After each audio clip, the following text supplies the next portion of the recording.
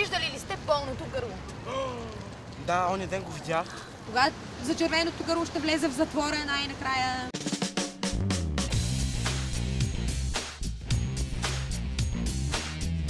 По принцип ситуацията е доста конфликтна.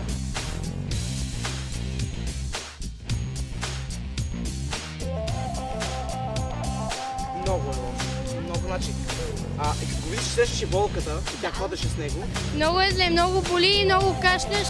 Кай, червеното гърло! Що се по къс ръкав така в това време? Чакаме една приятелка. Не се подчиняват на прополицията, ще бъдат арестувани само след 10 минути. В кой район го забелязва?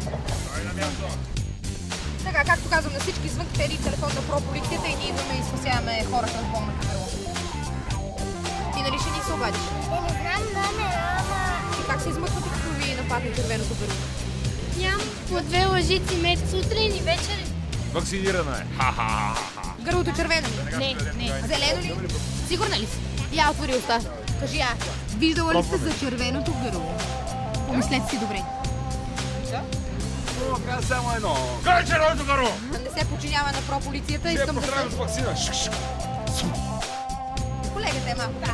Къде е за червеното гърло? Защо ли познавате за червеното гърло? Не четохте ли по вестниците? Искате ли да ви вербуваме и да станете агент по прикритие? Искаш ли? Ето имаме един нов агент към прополицията. Много ви благодаря. Викате прополиция. Това сме ние. Ние идваме и ви спасяваме. Убиваме за червеното гърло. И с това всичко е наред. Старши лейтенант Беремет, номер 133. За здраво гърло. Деца, не се разболявайте. Не се разболявайте. Това е.